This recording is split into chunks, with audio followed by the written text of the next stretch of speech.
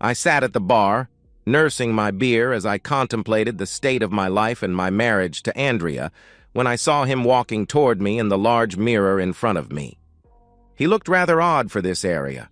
A tall, lanky man with chiseled features, a square jaw with just a hint of a 5 o'clock shadow, and squinty eyes that looked like they had seen just a bit too much sun. There was something about his facial features that seemed familiar somehow, but I just couldn't place it. He wore a pair of blue jeans, topped with a white shirt, a brown vest, and a floor-length duster. He wore a battered old Stetson along with a pair of cowboy boots. I could even hear the jingle of spurs as he walked. Who wears spurs these days? I asked myself. Overall, he looked like a character right out of an old Western.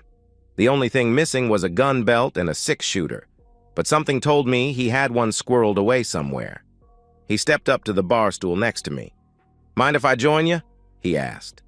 I nodded my head and noted his accent, which seemed to suggest he came from somewhere down south. "Please do," I said. He smiled and took a seat. "Name's Peace," he said, extending his hand. "Justice O. Peace." I shook his hand. "Pleasure to meet you, Mr. Peace," I said. He smiled and nodded his head. "Please just call me Justice," he said. "Mr. Peace was my pa." I chuckled at that. "And you must be an Amos Jones," he added. How did he know that? I asked myself. "Yes," I said. "How did you know that?" "You just look like an Amos Jones," he said in that drawl of his. "I can tell a lot by looking at a man. Take that feller sitting in the back," he added, nodding at the mirror in front of us. I saw the man he was referring to, a balding, middle-aged man nervously looking around as he nursed his drink. "Now that's a fella with the weight of the world on his shoulders," Justice said. He shook his head once as he clucked his tongue. It was a gesture I had seen my grandfather make many times growing up.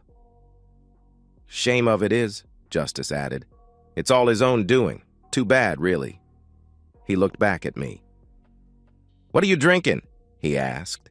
I shrugged my shoulders. "Beer," I said. He got the bartender's attention with a nod of his head.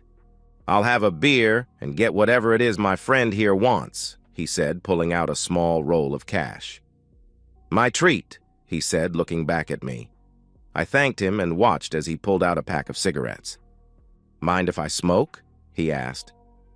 I had quit smoking a few years back, when Andrea and I first got married, and was at the stage where the odor of cigarette smoke bothered me, but I decided this was no time to be unfriendly. I shrugged my shoulders. "Go ahead," I said. He pulled out a cigarette, then pulled a wooden match from a box in one of his pockets. I couldn't help but notice it was his last match. He scraped the match on his jeans the way I had seen in all those old westerns and lit up. Surprisingly, the cigarette gave off no odor whatsoever. He put the burnt match back in the box and offered me a cigarette. "No thanks," I said. "I quit a few years ago." "Smart move," he said. "These things will kill you. I think you might like these, though. Rolled them myself. Spent years getting the blend just right.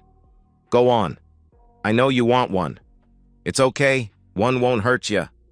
At that moment, I found myself actually craving that cigarette. I thought I was past that point, but something about his offer appealed to me. I nodded my head and accepted his offer. He smiled as I put the cigarette in my mouth. "There you go," he said, opening his matchbox. I thought he had no more matches, but apparently I was wrong. He pulled out what seemed to be the same match and lit my cigarette. He blew out the match and put it back in the box. It was still the only one he had. How did he do that? I asked myself. I took a long drag off the cigarette and was surprised that I didn't start coughing. It didn't taste like any cigarette I had ever smoked before, and I found myself starting to relax. Justice smiled and nodded his head as the bartender brought us our beer. "Ain't nothing quite like a beer and a good smoke with a friend to finish the day, is there?" he asked. I had to agree. He lifted the beer and we clinked our glasses together. "To friendship," I said. He nodded his head. "Friendship," he repeated. "So, what do you do, Justice?" I asked. A little bit of this, a little bit of that, he said. I pretty much go where the wind takes me. Mostly, though, I help fellas who've been done wrong. Fellas like you, for example. What do you mean? I asked. Well, I know you work hard, and you're damn good at what you do, he said. I don't understand all that newfangled tech stuff you do, but I happen to know you're the best. He was right about that, I thought. I'd been doing computer and IT work for as long as I could remember. Right now, I work as a field service technician, taking care of our clients' networks and servers, and often helping end users with desktop issues. It was good money, and I made sure everything I did was done right the first time. The only downside was the periodic trips I had to make out of town. I also happen to know that you put in an honest day's work for an honest day's pay. You don't cut corners and you never cheat, he told me. I began to wonder if this guy was some kind of private investigator. You always put your family before yourself and always think of your pretty little wife. But something's gaining on you, Amos, isn't it? What's gaining on you? Wait, let me guess. It's your wife, isn't it? Yes, it is, I said. How do you know that? Like I said, he told me, I can tell a lot about a man just by looking at him. How long has your wife been cheating on you? I shrugged my shoulders. I don't know, I said. I've suspected for a while now, but I found out last night when I got home. Tell me about it, he said. I told him everything. How Andrea and I met, fell in love, and got married. How she worked as a secretary for a law firm that used our company for their IT services, and how I met her while on a service call. We dated for a while, fell in love, and got married. That was almost 5 years ago. Then she started to change. It was just little things at first, but over the last year, she had become a total bitch about everything. I wondered if she was having an affair, but I couldn't afford to pay for a private investigator. A few days ago, I was sent to a remote site in the next state and finished up a day early, so I thought I'd surprise Andrea by coming home and taking her out on an unannounced date. It turned out I was the one who got the surprise. It sounds so cliched. I drove up to our 2-story house and found a strange car in the driveway. I parked on the curb and went into the house. I could hear them screwing in the master bedroom upstairs. I went upstairs and saw her lying on her back, undressed, with a man I didn't recognize between her legs. He had just finished and was pulling away when I reached the bedroom door. I could see the evidence of what they had done, and it felt like a punch to the gut. He turned to look at me, and I recognized him. Roscoe Jennings, her boss at the law firm. He was a fairly powerful attorney and was well respected in the community. He was also much bigger than me in every respect, and I knew he could mop the floor with me in a fight. They laughed as I slowly made my way back downstairs. I sat on the couch and could hear them talking, but I couldn't make out what they were saying. They came downstairs after a few minutes. Roscoe grabbed his jacket and headed for the door. He stopped just before he left and looked at me. "Hope you don't mind, but I helped myself to a beer," he said, laughing. I said nothing in return. Andrea sat on the couch and looked at me. "What are you doing at home?" she asked. "You were supposed to be gone for another day at least." Wow, I thought. Not even a hint of remorse. "For starters, I live here. I got done a day early and thought I'd surprise you," I said. "Looks like I'm the one who got surprised." "Why, Andrea?" I asked. "Aren't I enough for you? Don't I treat you with love and respect?" "Why?" she asked, laughing. "That's simple. He's got a 9-inch Johnson and he knows how to use it, that's why. And he's rich and powerful and available. Not like you, always working, going off to take care of clients." "He's also married," I said. "With kids." She shrugged her shoulders. "So?" she asked. "Look, now that you know about us, there's no reason for me to hide it anymore. So here's what's going to happen. I'm going to have Roscoe over here more often from now on. Sometimes he'll stay the night. Sometimes he won't. He might have some friends join him. It doesn't affect us in the least. You're still my husband, and I expect you to perform your duties. When Roscoe comes over, you'll be expected to watch. Of course, your spot in the bed is now his, so you can move into the guest room. I'll expect you to treat him with respect and do as he says." I just looked at her. Surely she wasn't serious about all this. "You can't be serious," I said. "This is my house. You're my wife. I won't stand for it." She smirked. "That's right. I'm your wife," she said. "And this is my house, too, and I can have anyone here I want. You can either put up with it or get a divorce, but I promise you, you'll get your clock cleaned. Roscoe will see to that personally." "What about his family?" I asked. "Don't you give a fuck about that?" "Roscoe and his wife have an open relationship," she said. "They pretty much do whatever they want with whomever they want." "And you want that for us?" I asked, shocked. "No," she said. "I'll do whatever I want, whenever I want, and with whomever I want. I expect you to remain faithful to me." "You're out of your mind," I said. "How long has this shit been going on?" "A few months," she said. "Not that it makes any difference.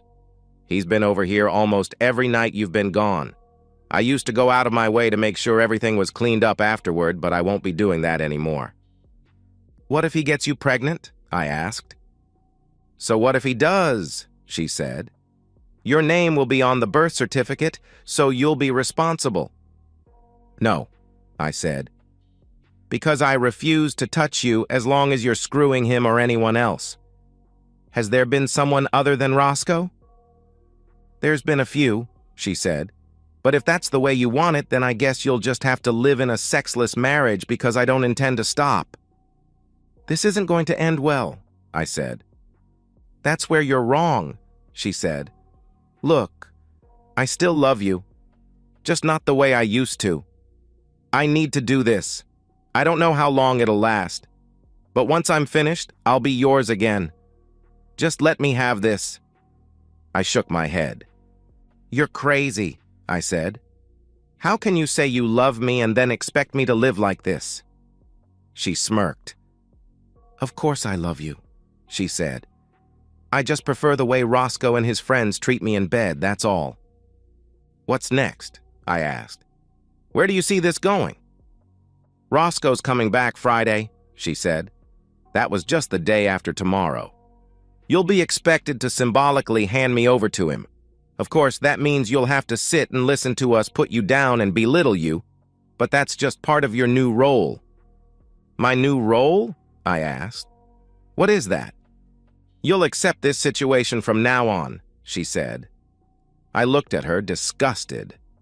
"You're out of your mind," I said.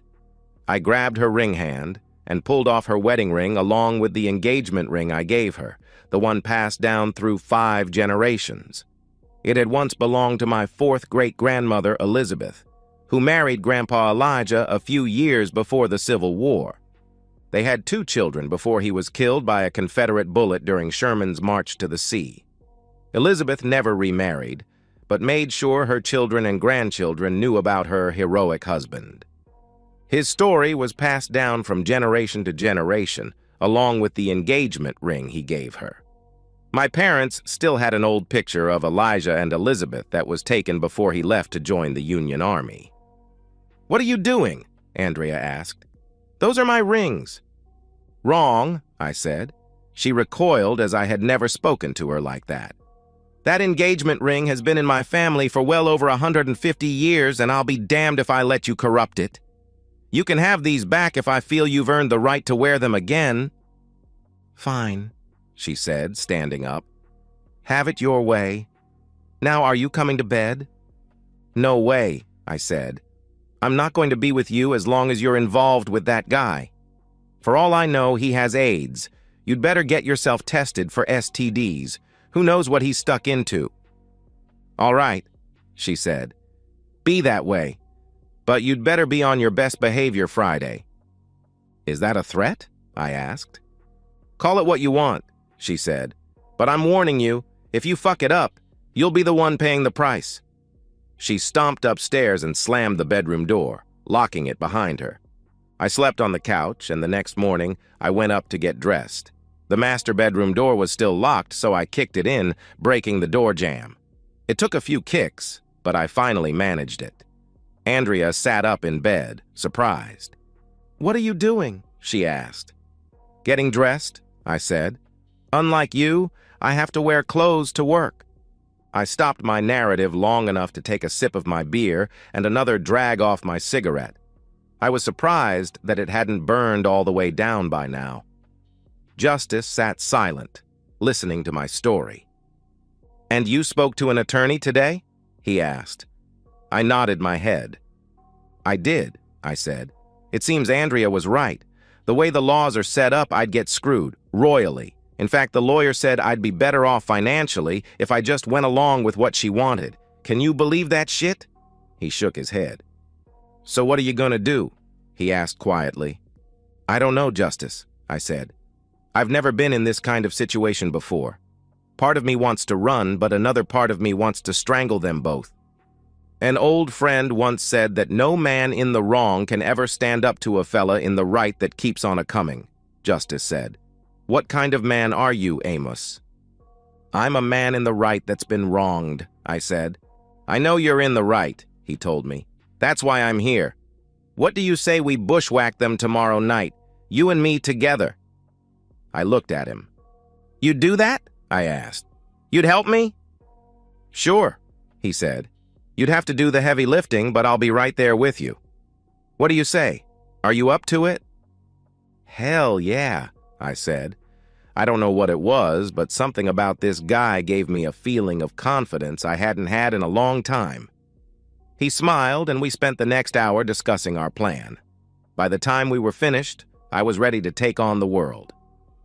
"I'll see you tomorrow night, partner," he said as he got up. I watched him leave, and I felt better than I had in a long time.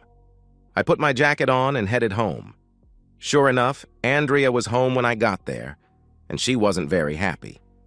"Where have you been?" she yelled when I walked in. "What do you care?" I asked. "You've been drinking," she said when she got close to me. "Yeah, so what?" I asked. "At least I haven't been out chasing unfaithful women." "I've been worried about you," she said. "I thought you'd go and do something stupid. I know you saw an attorney today. So, are you and your so-called friend having me followed now?" I asked. "What if I am?" she asked. "And yes, I know you were down at that bar, drinking, talking to yourself the last couple hours." Talking to myself? If she was having me watched, surely whoever was watching would have seen me with Justice. I knew the bartender saw him. Hell, he even served him a beer and took his money. "I have a lot on my mind," I said. "Tonight's the last night you can have me exclusively," she said. "So, are you going to come upstairs or what?" "No," I said. "I told you. There's no way I'm being intimate with you while you're involved with Roscoe." "Have it your way," she said before heading upstairs. Damn her, I thought. Damn her and the horse she rode in on. I put my hand in my jacket pocket and felt something. I pulled it out. It was one of Justice's cigarettes, along with a fresh match. How did that get there? I asked myself. Fuck it, I thought. I grabbed a beer and walked out to the back porch. I opened the beer, put the cigarette in my mouth, and scratched the match over my jeans the way Justice did. To my surprise, the match lit right up. I took a long drag off the cigarette, savoring the flavor. I began to relax as I sat down on the porch swing I installed last summer. The next thing I knew, Andrea was standing on the porch looking down at me.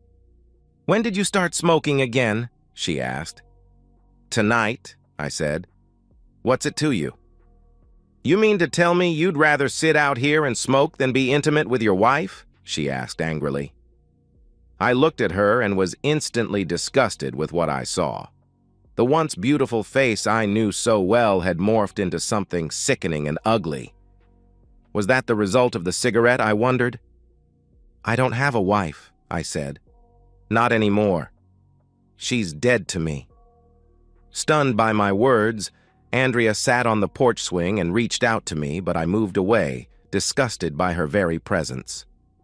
"Please don't say that, Amos," she said. "I'm still your wife. please come to bed with me?" I shook my head. "My wife would never have taken up with that scum-sucking maggot," I said. "She would have told him to go buzz himself. But you didn't, did you? No. You spread your legs for him and let him do whatever he and his buddies wanted. And now you expect me to be okay with it? No, you're not my wife. Just someone who lives in the same house as me. You make me sick to my stomach. Now go away before I throw up." "Oh my God," she said, tears falling down her cheeks. "You really do hate me, don't you?"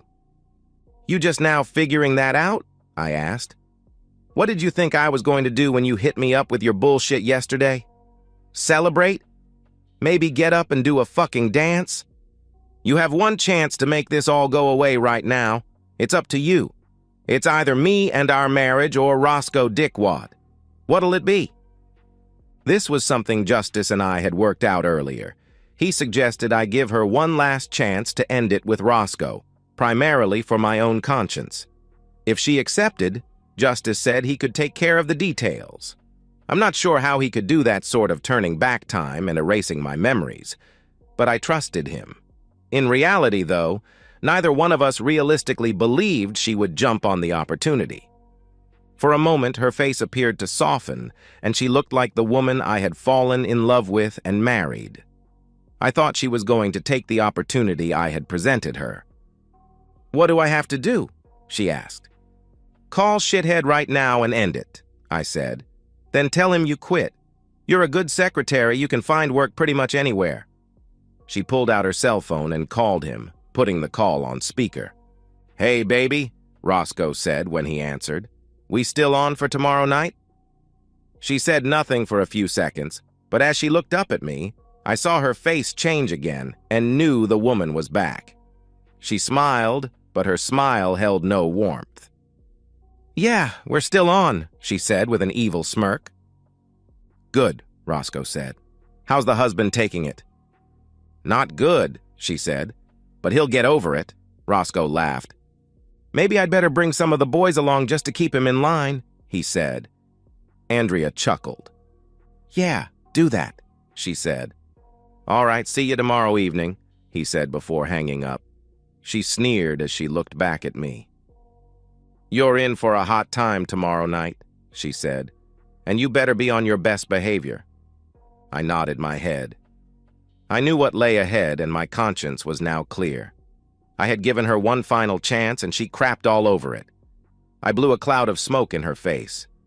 Her reaction reminded me of those old vampire movies where the evil creature gets exposed to sunlight. "So," she said after she composed herself, "you want me for one last night? This is it. After tonight, you won't get any of this ever again." I shook my head. "I already told you I'm not touching you as long as you're with him," I said. "In fact, if you were on fire, I wouldn't piss on you to put it out." She shrugged her shoulders. "Have it your way," she said, going back inside. I slept in the guest room, putting a chair against the door to keep her out. I woke up early the next day, got dressed, and left for work without saying a word to my wife. It seemed like the day just dragged, but it finally came to an end. I knew what was going to happen tonight, and I wasn't looking forward to it at all. I got home, put my briefcase in my home office, and grabbed a beer. Andrea was making dinner, but I had no desire to eat anything she fixed. "You might as well eat something," she said. "You're going to need your strength tonight. Roscoe and the boys will be here in an hour or so."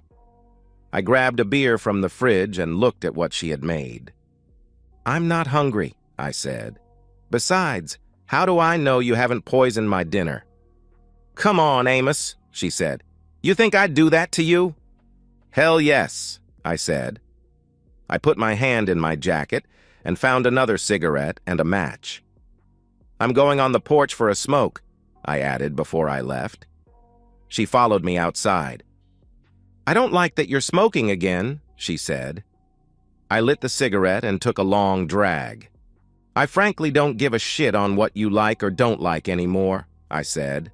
"I don't like that you're fucking around on me, but I don't have a say in that, do I?" She stood defiant for a moment, then shook her head and went back inside. After she left, I went over what Justice and I had planned out, screwing up my courage for the showdown that would be happening soon. It took an hour for me to finish the cigarette. Don't ask me to explain it. Afterward, Andrea came back outside to tell me Roscoe and his buddies were here. "Go upstairs and wait for us," she said. I nodded my head and walked upstairs. I saw she had placed a chair so I could have a good view of their activity in the bed, and I noticed the video camera she had placed in one corner. I could hear them all talking downstairs, and soon I could make out two people climbing the stairs. Andrea came in first, followed by Roscoe. The big man smirked as he held out his hand.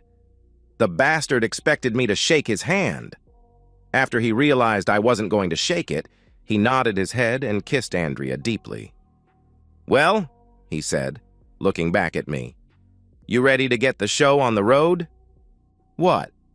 Is this where I'm supposed to act all dejected and suck you off or something?" I asked. They laughed. "Well, if that's what you want," Andrea said. "No, it's not what I want. But what I want doesn't matter, does it?" I asked. "I'm detecting a bit of hostility," Roscoe said. "Maybe the boys ought to come up and give you an attitude adjustment." "What, you too chicken to do your own dirty work?" I asked. "Let me make this simple so even a moron like you can understand." I could tell he was getting angry. Good, I thought. I pulled off my wedding ring and crammed it in his shirt pocket. Both he and Andrea looked at me, shocked. This wasn't the reaction they had expected. "You want the slimy wife?" I asked Roscoe. "You can have the slimy wife. Trust me, she's very high maintenance, and if she doesn't immediately get her way, she turns into a real bitch. Oh, she'll act all lovey-dovey for the first few years, but she'll be screwing around on you before long. Enjoy. I hope it works out better for you than me. Now, you came here to take the no-good wife. Get to it." Andrea wasn't expecting this reaction, and she looked at me, shocked. Roscoe's face turned red with rage, and he began moving toward me. He stopped just as a large dark shadow moved into the doorway. I looked and saw Justice, his hat nearly scraping the ceiling. Except for two balls of fire where his eyes should have been, he was completely dark, and I could only make out his outline. "Who the fuck are you?" Roscoe asked. "And how'd you get past my boys?" "My name is Justice," the tall, shadowy man boomed. "And I'm taking you in." Out of nowhere, he produced a lariat, and with a flick of his wrist, sent it over the two surprised cheaters. As he pulled the rope tight, it erupted in flame, causing them to scream. Suddenly, the room vanished. The sun burned high in the clear blue sky, and it took a while for me to adjust to the brightness. As I did, I noticed that Justice and I were in the middle of a dusty street. A few buildings lined the street, reminding me of an old western town. There was no other life on the street, except for a horse tied to a hitching post in front of a saloon across the street. I took inventory and realized the khakis and dark polo shirt I had worn home from work were gone. I was dressed much like Justice, except for the thick poncho over my shoulders. I also noticed I had a pair of Civil War-era caps and ball revolvers in holsters on either side of my hip. The holsters were both tied down to my legs. "Where are we?" I asked Justice. "In the middle of the street," he said matter-of-factly. "I can see that," I said. "But where?" He shrugged his shoulders. "Does it really matter?" he asked. "I guess not," I said. He nodded to the saloon. "They're in there waiting for you," he said. He looked at me intently. "You ready to do what needs doing?" I took a deep breath and nodded my head. "I am," I said. He nodded his head. "Good," he said. "I'll be right there with you. Just keep calm and take it one step at a time." I nodded my head and we walked toward the saloon. When we got there, I opened the swinging doors and looked inside. Roscoe and Andrea were sitting at a round table by the far wall. A lit kerosene lamp sat in the middle of the table, and each had a shot of liquor in front of them. I looked and saw Roscoe's 3 amigos standing against the wall, waiting for Roscoe's orders. All 5 of them wore period clothing, and Roscoe's 3 thugs were all armed with holstered pistols. I walked into the saloon and stood a few feet from the table. Justice entered and stood close to the door, watching our movement. Roscoe and Andrea were deep in a secret discussion, but stopped when I walked in. Roscoe sneered as he looked at me. "Who are you supposed to be? Clint fucking Eastwood?" he quipped.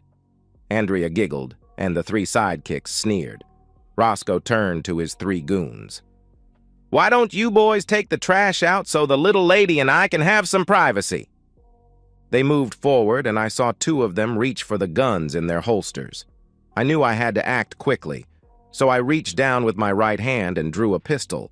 Fanning the trigger the way I had seen in the movies, I fired 3 quick shots, one at each of Roscoe's goons.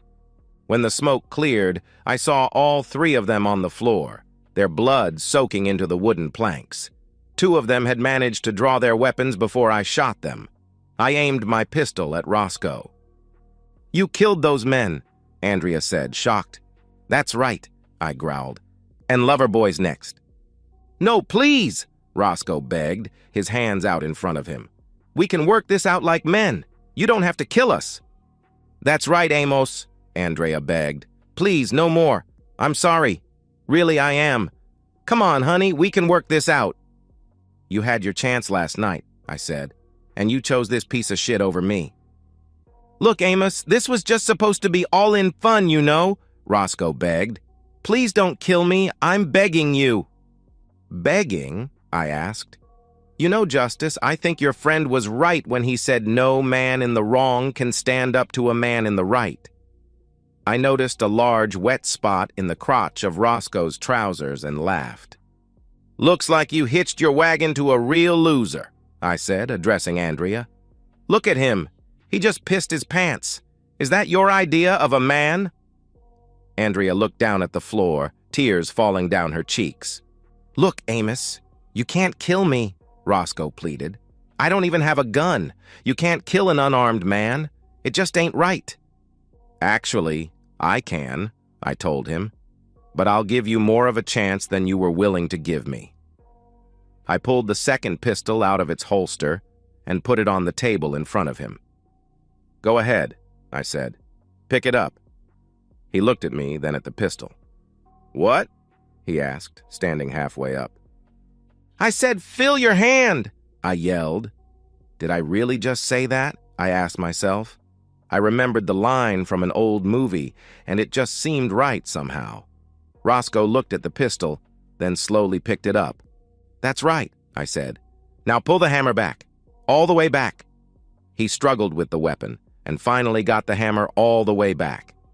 "Now, point it," I said, still holding my pistol on him. By now, though, I had cocked the hammer back and was ready to fire. As I watched, he lifted the pistol, his hand shaking. When the time was right, I pulled the trigger. Then I cocked the hammer and pulled the trigger 2 more times in rapid succession. The first 2 rounds hit him square in the chest, and the third went right between his eyes, blowing off the back part of his cranium.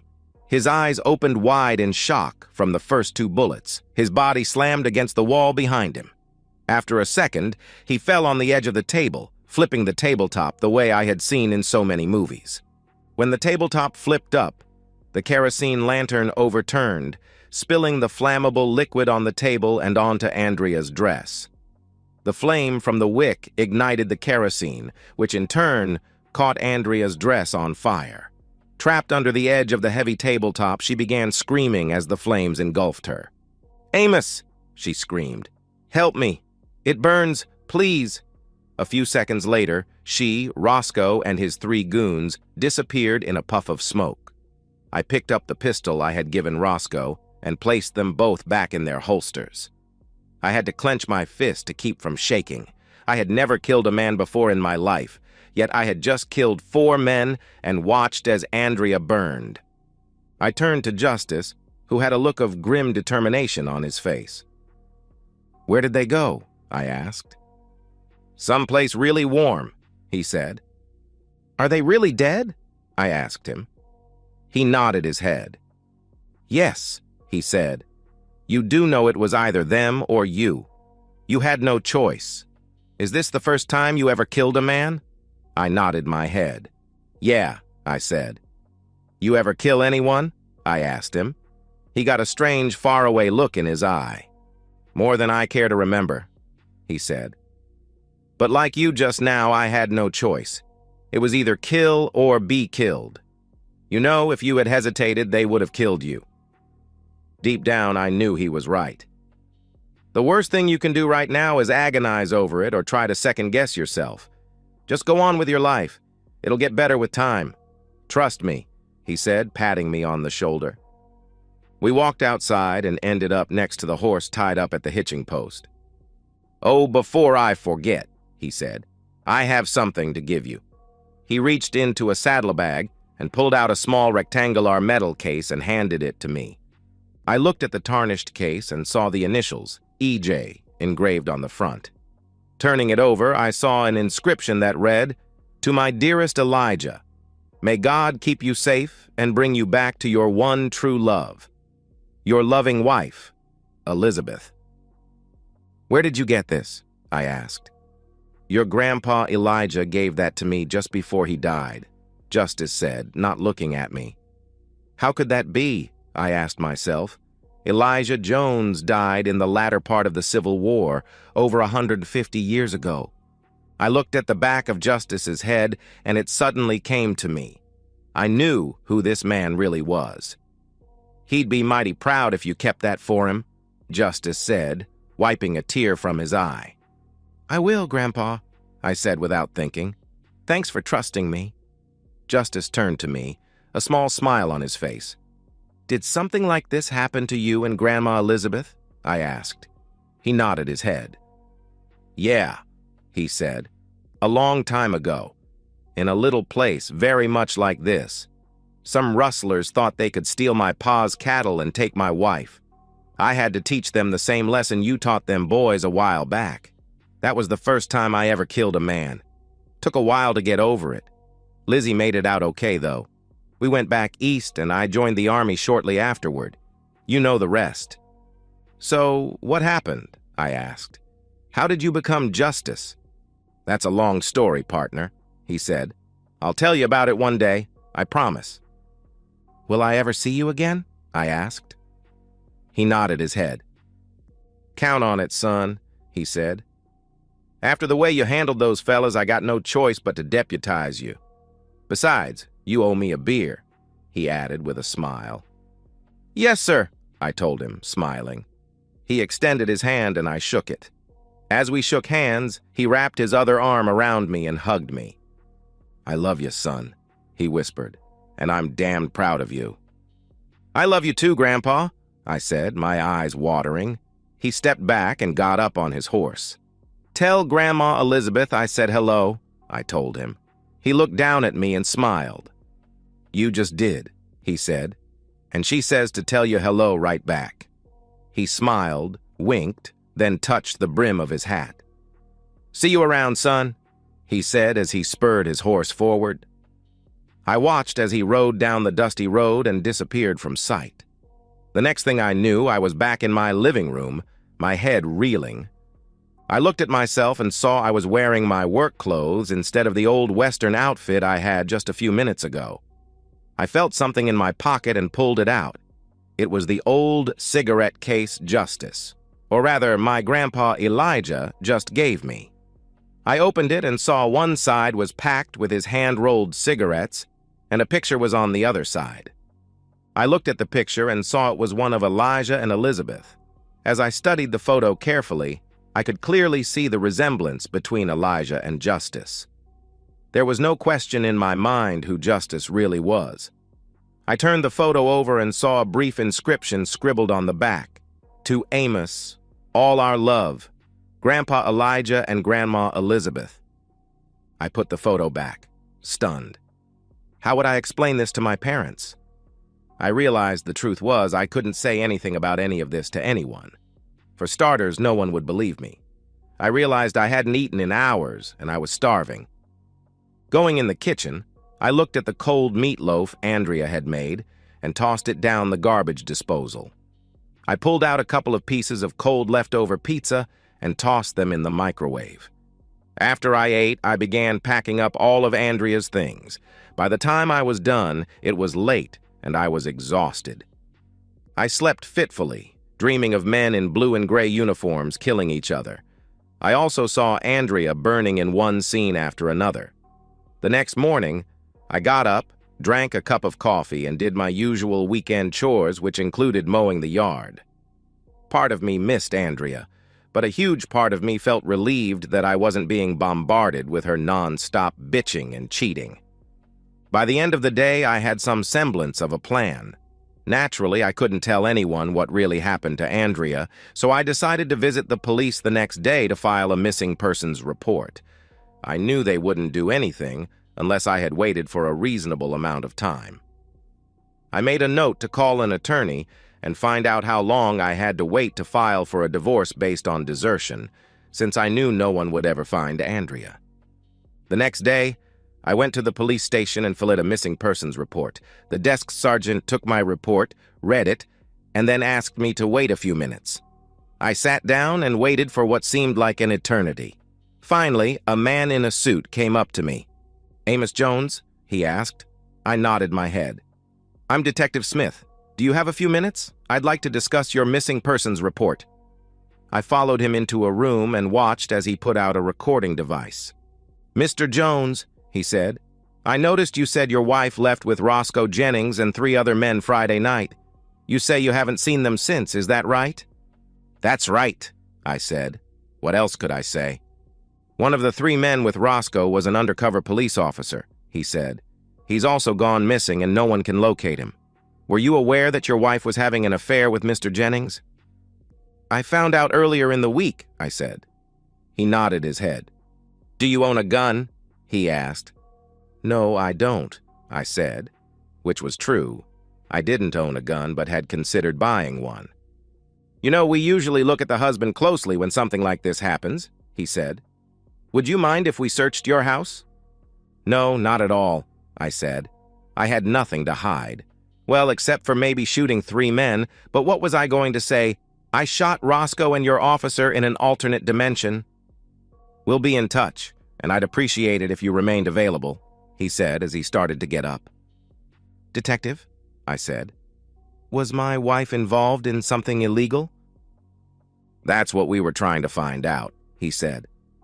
"I can't go into the specifics, but we've been watching Mr. Jennings for quite a while." "I see," I said. He shook my hand and left. I went back home, and sure enough, several police officers came by and did a thorough search.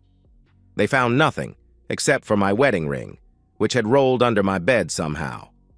After they left, I put the bags holding Andrea's things in my car and drove to her parents' house. I told them about her cheating and informed them that she had left with her lover Friday night and hadn't returned. They were shocked when I told them. "Do you have any idea where she might be?" Andrea's mother asked. What could I say? That she's burning in hell? I shook my head instead. "No idea," I said. "But it doesn't matter. I'll be filing for divorce anyway." "I understand, son," her father, Jack, told me. "Please let us know if you hear anything. I promised I would," then left. My parents were just as devastated as Andrea's and offered to help in any way they could. But I knew there was nothing they could do. I saw an attorney on Monday about divorcing Andrea based on desertion. I explained that I had filed a missing persons report and the police were looking into it, but the lawyer told me I would have to wait a year before I could file on the grounds of desertion or abandonment. I thanked him and went back to work. Life went on for the next several months as usual. I worked, came home, ate, slept, and began the process all over again. Every so often I called the police station to check up on my missing persons case just to keep up appearances. I always got the same answer. No leads, but they're still working on it. I ended each day with a beer and a cigarette on my porch, often thinking about my grandfather. I wondered where he was and what he was doing. Strange thing, though, that cigarette case never went empty. Most days, I never smoked more than 2, but the case would be completely full in the morning. I didn't complain one bit. Seriously, have you actually checked out the price of cigarettes these days? During the first 6 months after the incident with Roscoe and Andrea, I focused on work and stayed away from women. Then one day, it happened. I bought a lottery ticket and found myself with an $85 million windfall. I was given a choice: either take a lump sum of over $57 million after taxes or accept an annual annuity over the next 30 years. After looking at how much I would get every year, I chose the annuity. I decided to quit my job since I no longer needed to work. My co-workers said they would miss me, and I knew I would miss them as well. But the truth was, I had become bored over the last 6 months. On top of that, I started to feel as though my time with Elijah had awakened something inside me. I decided to buy a place in the country and found a nice 2-story ranch house on 20 wooded acres. The place needed a bit of work, which suited me just fine. It also had a couple of outbuildings and a horse corral. Naturally, it had a good internet connection along with all the modern utilities. I moved all my stuff out and rented the old house I once shared with Andrea, with the intent to sell it once my divorce was final. Still, there was something missing. I considered buying a horse, but I knew nothing about taking care of one. Many nights I ended up at the Wrangler, a small but popular bar not too far from my new house. One night, I was at the Wrangler, nursing a beer and watching a game on the large television, when I heard a female voice. "That's an interesting case," the woman said, looking down at my cigarette case. "Mind if I look at it?" I invited her to sit down and handed it to her. She inspected it carefully, reading the inscription on the back. As she inspected the case, I inspected her. Slim, well-built, long blonde hair framing a face that could best be described as girl next door pretty. Her breasts were just the right size, not too big and not too small. "This looks like early Civil War," she said. "Where did you get this?" "Family heirloom," I said. "Belonged to my great-great-great-great-grandfather Elijah." I opened the case and showed her the picture inside. She smiled as she looked at it. "They look like they really loved each other," she said. I nodded my head. "They did," I said. "This ought to be in a museum somewhere," she said. I shook my head. "There's a lot of sentimental value in this," I said. "It's kind of hard to explain." I extended my hand. "I'm Amos Jones, by the way." She shook my hand. "Danny," she said. "Danny Williams. It's short for Danielle." "Pretty name," I said. "Thank you, kind sir," she said, smiling. "Can I get you something?" I asked. "Sure," she said. "I'd love a beer." I motioned for the waitress and ordered us each a beer. "Mind if I smoke?" I asked her, opening the case. She shook her head. "Not at all," she said. "Would you mind sharing one with me?" I smiled and offered her a cigarette.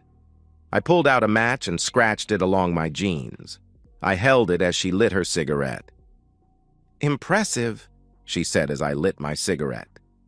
I smiled as I blew out the match and put it back in its box. "What kind of cigarettes are these, anyway? I've never tasted anything like them." "Special blend," I said. "Hand-rolled. You like?" "Absolutely," she said. I smiled. "You know, there's nothing quite like a smoke and a beer with a friend to end the day," I said. Lifting her beer, she smiled. I joined her in a little toast, and we spent the evening getting to know each other. It turned out Danny was a lawyer with a large firm in the city, and often spent her weekends at her parents' ranch, taking care of her horses. "I've been thinking about buying a horse," I said. "That's right," she said. "You just bought the old Ackerman place. You know anything about horses?" I shook my head. "Nothing whatsoever," I told her. "But I'm a fast learner," she laughed. "Well, you know, horses require a lot of care," she said. "On average, you'd probably need to devote about 4 hours a day. But if you're serious, I have a horse I've been wanting to sell, and I'd be more than happy to help you learn." "That sounds great," I said. "So, is there a Mr. Danny somewhere?" She shook her head. "Not anymore," she said.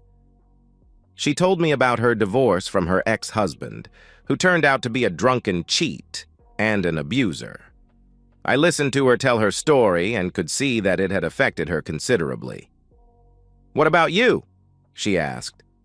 "Almost the same thing," I said. "Caught her cheating on me. She wanted me to be her cuckold, but I wouldn't have it. She's gone now, with her lover. Haven't seen her in well over 6 months. I'll be filing for divorce in a few months for abandonment." "I'm sorry to hear that," she said. We spent the rest of the evening talking, sipping beer, and dancing. She felt so good in my arms, and I felt more content than I had in months. Finally, the bar was closing, so we had to leave. "Why don't you come by in the morning and I'll introduce you to Ringo?" she asked. "Ringo?" I asked in response. "The horse. Silly," she said. "It's a date," I said. She gave me directions to her parents' place, along with her cell number. "See you in the morning," I said before she left. The next day, she introduced me to her parents, Bill and Kathy Williams. Bill was a huge man, and he nearly crushed my hand when he shook it. "So, you're the fella who bought the old Ackerman place, right?" he asked. I nodded my head. "Good people, the Ackermans," he added. "Well, I gotta go take care of some fencing. Nice to meet you, Amos." "Good to meet you, sir," I said. Danny took me out to the corral and introduced me to Ringo, a very large reddish-brown horse. I don't know what kind of a horse he was, but I was impressed by his size. Danny told me he was a very gentle animal and liked lots of attention. She showed me how to put a saddle and a bridle on him, then taught me how to ride him. I felt like I was on top of the world riding this creature. I followed Danny's instructions and was amazed at how well Ringo responded to my commands. We rode around the ranch for a couple of hours before Danny led us back to the corral, where she showed me how to groom, feed, and water him. "What do you think?" Danny asked when we left the corral. "I'm very impressed," I said. "How much do you want for him?" "Let's talk money in a few weeks," she said. "I'd prefer it if you spent time here learning how to care for him and ride him first. I just want to make sure he has a good home. Can you do that?" "Sure," I said. "Good," she said. "I'll let my dad know so he doesn't shoot you for rustling," she added, laughing. I walked her to the door and she turned to me before going inside. "I had a really good time with you this weekend," she said. "I have to leave tonight to get back to the city, but I'll be back Friday night." "Would you like to go out with me next Friday?" I asked. She smiled and kissed me on the cheek. "I'd love that," she said. "Now be good to Ringo. He's still my baby, you know." "I will," I promised, and that began the next chapter in my life. I came over every morning to take care of Ringo. Bill and the ranch hands showed me a few more tricks, and over time, we all became good friends. I enjoyed the time I spent there and began to feel a connection with the animals. I also found myself thinking less and less about Andrea. Danny came home every Friday and we dated for several weeks. On Friday, she showed up at my door, suitcase in hand. "Would you mind an overnight guest?" she asked. "Please, come in," I said. We went out for dinner and ended up in my bed. It had been a long time since I had been with a woman, and Danny said it had been a long time for her as well. That first night, we were completely consumed by passion. At one point, she took control, and I responded with intense energy, like a wild bronco. Afterward, we lay in each other's arms. She got up on one elbow and looked me in the eye. "Just so you know," she said, "I'm strictly a one-man woman and I absolutely detest cheaters. Can you handle that?" "Absolutely," I said. "And I'm strictly a one-woman man and I don't tolerate cheating of any kind." She kissed me deeply, her tongue invading my mouth. When she finished, she looked at me. "Good," she said, "because I think I'm falling in love with you." "I'm glad," I told her, "because I know I'm falling in love with you." We embraced one more time and made love before falling asleep. Dad says he's really impressed with the way you've been taking care of Ringo, she told me the next day as we drove to her parents' ranch. I enjoy it, I said. He's a beautiful animal. So, you still want to buy him? She asked. Absolutely, I said. She told me how much she wanted, and I nearly choked. Of course, I could afford it, but I had no idea horses cost that much. I knew I'd be putting out over $3,000 a year to take care of him, but that was no problem whatsoever. It's a deal, I said. Mind if he stays put for a couple of weeks while I get the corral ready? No problem, she said as we pulled into the ranch. A couple of weeks later, the corral was ready and Bill brought Ringo over. He looked at what I had done to the corral and was impressed with the new shelter I put up for the animals. Damn, son, he said. This is going to be one spoiled horse. You got a television in here as well? He asked, laughing. Thought about it, I said, laughing with him. After we got Ringo settled in, Bill looked at me seriously. You know Danny really likes you, he said. A lot. Yes, sir, I said. And I really like her a lot, too. He nodded his head. He looked at me before speaking. I know you do, he said. I just want you to know that she's still my baby girl, and I'll do whatever it takes to protect her. Her last husband was a real bastard, and it was all I could do to keep from skinning him alive. Just promise me something. What's that? I asked. Treat her right, he said. Don't ever make my little girl cry. You do that, and you'll always be welcome in my house. I promise, Mr. Williams, I said, extending my hand. He took my hand and smiled as he shook it. I'm going to hold you to that, son, he said. Well, I'd best be off. Talk to you soon. Danny and I continued to see each other over the next few months. In that time, our love for each other grew and blossomed into something special. We talked about everything, our hopes and dreams for the future, children, you name it. Like me, she wanted children and often talked about being able to retire to the country. She wisely never mentioned marriage, but I could tell it was on her mind. A year after the incident with Roscoe and Andrea, I contacted my lawyer. He still had the paperwork ready to file. I had spent the last year making sure I had jumped through all the legal hoops. Naturally, the authorities never found Andrea. I knew they wouldn't, and it was now considered a cold case. My lawyer told me I would be a free man in 30 days. I pulled out Grandma Elizabeth's ring and made plans to have it cleaned and sized for Danny. I intended to propose to her the weekend after the divorce became final. Life was definitely looking good. And so, we've reached the end of today's story. Was it what you expected, or did it take a twist you didn't see coming? I'm curious to hear your thoughts. Share them in the comments below, and let's get a conversation going. If this story kept you hooked, make sure to hit that like button. And if you're new here or just haven't subscribed yet, now's the perfect time to join our community. I bring you fresh, captivating stories every day, so click that subscribe button and turn on notifications so you never miss out. Thanks for watching, and I'll see you in the next one.